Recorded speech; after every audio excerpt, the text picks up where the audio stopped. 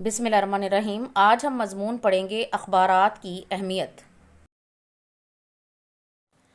मज़मून के अहम नुकात मंदरजा झेल हैं। नंबर 1, मालूमात का बेहतरीन ज़रिया। नंबर 2, हुकूमत और अवाम के दरमियान राब्ते का ज़रिया। नंबर 3, हकूक़ो फ़राइज़ का एहसास। नंबर 4, इल्मी और मुतालियाती मशगला।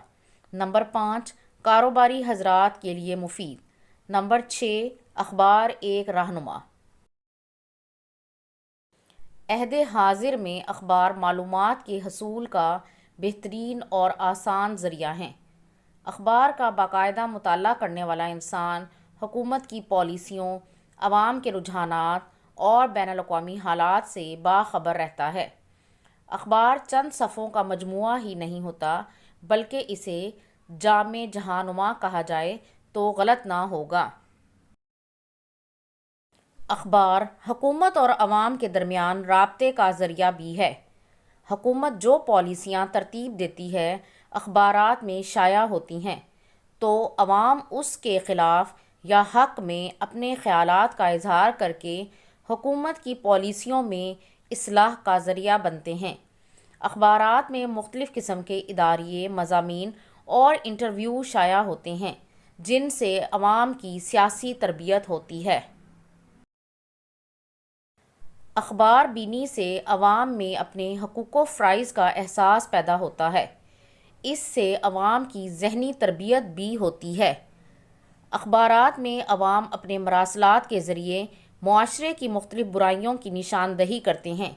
ट्रैफ़िक हादसात, गुंडागर्दी, गदागरी और कई दीगर अहम मौज़ूआत से मुताल्लिक़ मज़ामीन अक्सर शाया होते रहते हैं।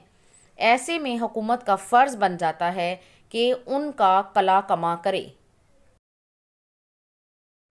अखबार बीनी एक इल्मी और मुतालियाती मशगला है, जो तन्हाई में कारी का अच्छा दोस्त साबित होता है। बाकायदगी से अखबार पढ़ने वाले अखबार के इस कदर आदी हो जाते हैं कि अगर उन्हें एक दिन अखबार ना मिले तो उन्हें लगता है कि उनका कुछ खो गया है।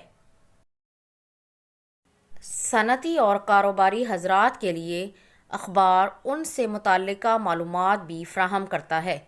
हुकूमत की सनती और तिजारती पॉलिसियों का ऐलान भी अखबारात के ज़रिए होता है।